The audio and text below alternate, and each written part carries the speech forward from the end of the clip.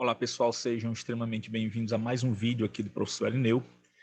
Nessa aula de número 6 sobre conjuntos, nós iremos continuar resolvendo mais exercícios sobre operações entre conjuntos, ok? Gostaria de pedir que vocês se inscrevessem no canal para dar uma força aqui no nosso trabalho, acionassem o sininho das notificações para não perder nenhum vídeo novo que a gente lance aí para vocês, ok? Então, vamos lá. Primeira questão. Ela diz o seguinte: sejam A e B números naturais, determine o valor de A mais B, tal que esses dois conjuntos sejam iguais. Então, veja, nós temos aqui dois conjuntos, né? Deixa eu colocá-los aqui num destaque maior. Conjunto aqui do lado esquerdo, formado pelos elementos 0, 1 e 2. E esse conjunto deve ser igual ao outro conjunto, formado pelos elementos 2, A e B. Ora, quando é que dois conjuntos são iguais? Dois conjuntos são iguais quando eles possuem os mesmos elementos, ok? Então, quando você tiver que definir a igualdade entre dois conjuntos, não é pela quantidade de elementos, mas sim por quais são os elementos. Evidentemente, dois conjuntos iguais vão ter a mesma quantidade de elementos, mas a quantidade de elementos não é o que define a igualdade entre conjuntos, e sim eles possuírem os mesmos elementos. Então, se você observar aqui, eu tenho esse elemento 2 nesse conjunto, e obviamente ele está aqui no outro conjunto, e os outros dois elementos são 0 e 1 do lado esquerdo e A e B do lado direito. Então, nós podemos ter aqui as seguintes situações. O A pode ser 0 ou 1, e do mesmo jeito, o B pode ser 1 ou 0. Tanto faz, ok? Independentemente, né, da ordem aqui, a questão ela pede para nós determinarmos a soma A mais B. Nesse caso aqui, independentemente de quem seja o 0, de quem seja o 1, a soma vai dar 0 mais 1, que é igual a 1, ok? Então essa é a soma entre A mais B. A questão aqui é você perceber que dois conjuntos são iguais quando eles possuem os mesmos elementos, ok? Vamos para a próxima questão.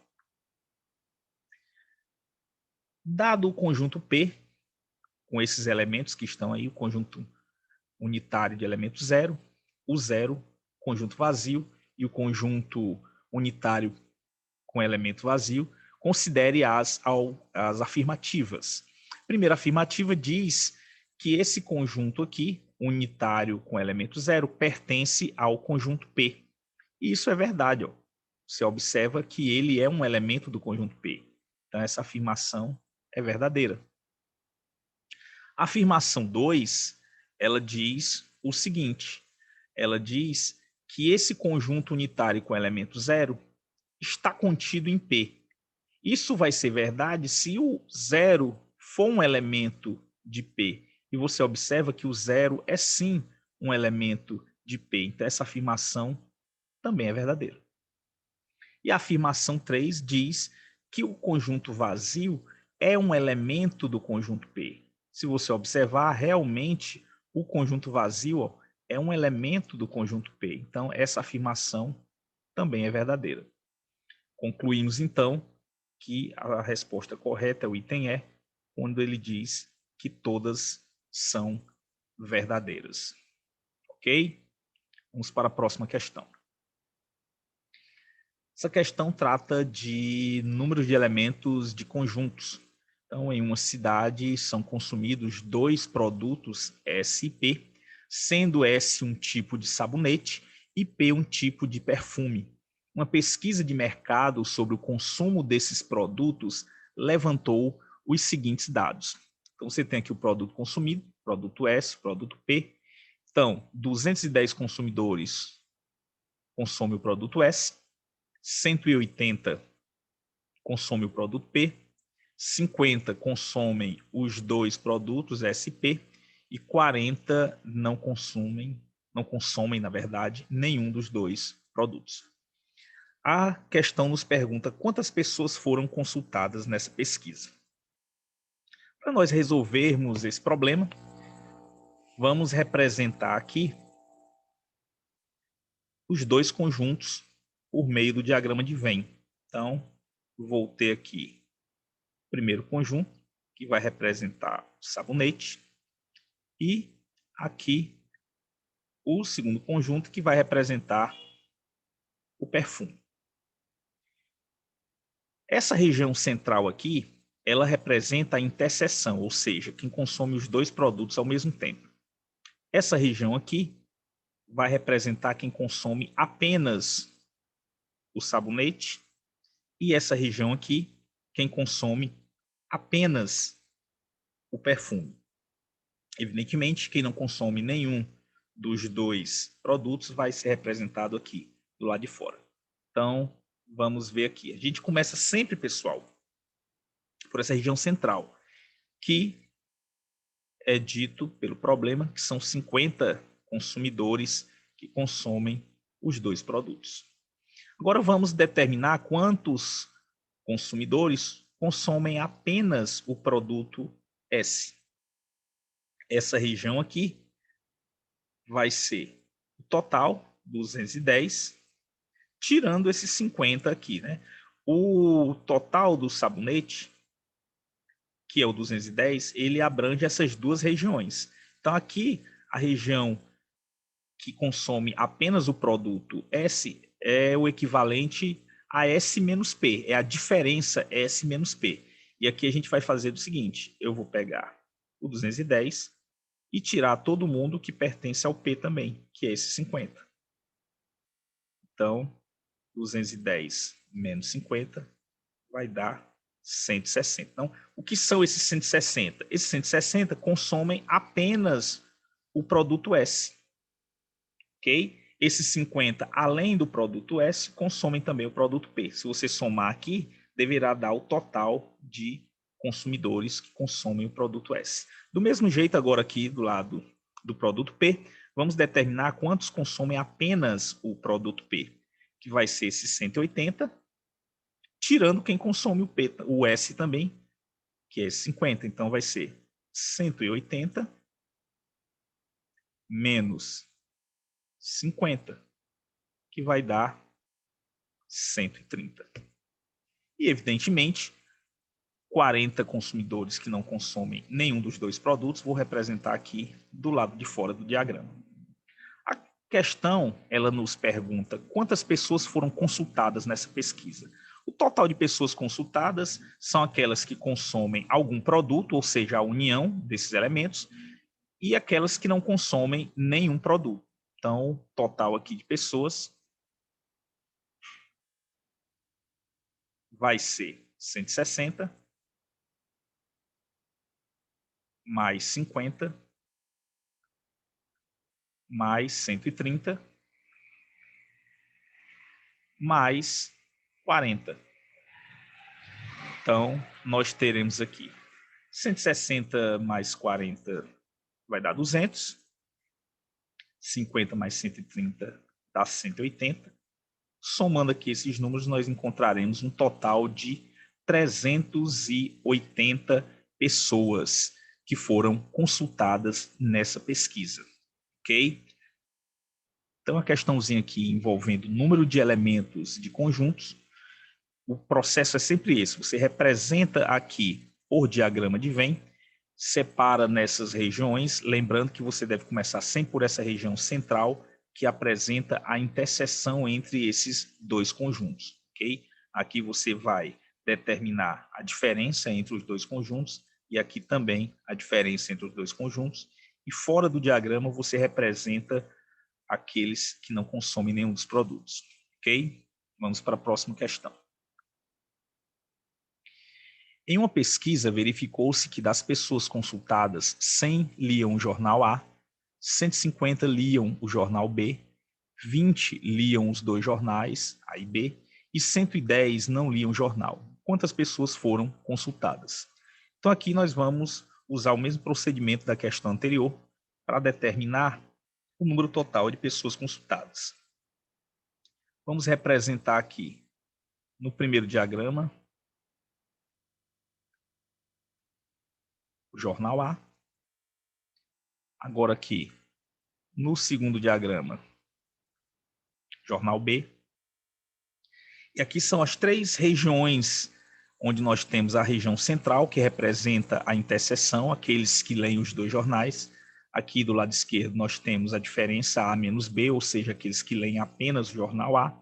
E aqui do lado direito nós temos a diferença B menos A, ou seja, aqueles que leem apenas o jornal B. E, obviamente, fora do diagrama, aqueles que não leem nenhum jornal.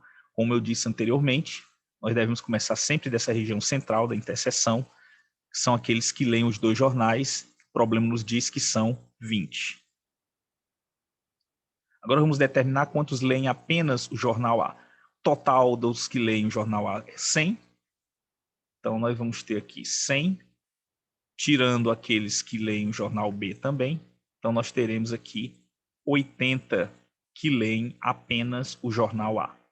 Agora vamos determinar quantos leem apenas o jornal B. O total dos que leem o jornal B, 150. Tirando aqueles que também leem o jornal A, nós vamos ter um total de 130. E aqueles que não leem nenhum dos dois jornais, 110. A questão ela nos pergunta quantas pessoas foram consultadas. O total de pessoas consultadas é a soma de todos que leem algum jornal e aqueles que não leem nenhum jornal. Então, nós teremos o seguinte: total vai ser igual a 80 mais 20 mais 130 mais 110. Então, nós teremos aqui 80 mais 20 dá 100. 130 com 110 dá 240. E 100 mais 240 vai dar 340. Ou seja, o total de pessoas que foram consultadas é 340. Ok, pessoal? Então, a questão bastante similar à anterior. Usamos aqui o diagrama de Venn para solucionar esse problema. Vamos para a próxima questão. Considerando o conjunto N, que é o conjunto dos números naturais, 0, 1, 2, 3, 4, 5, 6, 7, etc. Conjunto A, formado por números naturais sem o zero, né? Que é formado por elementos do tipo 24 sobre x igual a n. Ou seja, isso aqui são os divisores de 24, pessoal. E, obviamente, o zero aqui não poderia estar nesse conjunto, uma vez que nós não teríamos aqui a divisão por zero, ok? Lembrando que o n pertence aos naturais. Então, aqui, toda vez que você encontrar esse símbolo dos naturais com asterisco, significa que o zero ele está excluído. E o conjunto B, formado por números naturais, tais quais o elemento é solução dessa inequação, 3x mais 4 menor do que 2x mais 9. Ok? Então, ele faz aqui algumas afirmações. Para isso, devemos descobrir os elementos desses conjuntos aqui. Dos naturais a gente já tem, vamos descobrir aqui os elementos do conjunto A. Então, deixa eu escrever aqui embaixo. Aqui eu tenho dos naturais 0, 1, 2, 3, 4, 5, 6, 7, etc. O conjunto A é formado pelos divisores de 24. Quais são os divisores de 24? O 1 divide 24, o 1 é divisor de todos os números. O 2 divide 24, porque o 24 é par. O 3 divide o 24, né, porque o 24 é divisível por 3, ó, 2 mais 4 dá 6. O 4 também divide o 24. 24 dividido por 4 dá 6. O 5 não é. O 6 divide 24. O 7 não é. O 8 divide 24. O 9 não divide. O 10 não divide, nem o 11. O próximo vai ser o 12. e, após o 12, o próprio 24. Então, nós temos aqui o conjunto A formado pelos divisores de 24. Agora vamos atrás do conjunto B. O conjunto B é formado por números naturais que são solução dessa inequação. Então vamos resolver essa inequação. Eu tenho 3x mais 4 menor do que 2x mais 9. Vou passar aqui o 2x para o primeiro membro e o 4 para o segundo membro. Então nós teremos 3x menos 2x vai ser menor do que 9 menos 4. 3x menos 2x é x, e o x é menor do que 9 menos 4, x é menor do que 5. Veja que o x tem que ser um número natural. Então, quais são os naturais menores do que 5? O 0, o 1, o 2, o 3 e o 4. Então, aqui nós temos os 3 conjuntos com os quais nós iremos trabalhar. Então, a primeira afirmação diz que a interseção B tem 4 elementos. A interseção B, quem está no conjunto A e no conjunto B ao mesmo tempo? Nós temos o 1, o 2, o 3 e o 4. Ou seja, a interseção B tem 4 elementos? Isso aqui é verdadeiro. Vamos testar agora as outras opções. Agora, obviamente, já encontramos aqui a nossa resposta. A interseção B é igual a A? Isso é falso, né? A interseção B não é igual a A. Acabamos de ver no item A que isso não é verdade. Então, essa afirmação aqui é errada, né? Todos os itens anteriores estão errados. Isso aqui é uma afirmação incorreta, uma vez que o item A já está certo. A união B tem 8 elementos. Se eu juntar A com B, nós vamos ter aqui 1, 2, 3 e 4 estão no conjunto A, então eu vou acrescentar aqui o elemento 0. Então nós teríamos 1, 2, 3, 4, 5, 6, 7, 8, 9 elementos. Essa afirmação estaria errada. E a união B seria igual a A? Não, né? Porque eu teria o acréscimo do 0 que está em B e não está no A. Então concluímos que a única afirmação verdadeira é o item A. A interseção B tem 4 elementos. Ok, pessoal? Então chegamos ao final desse vídeo.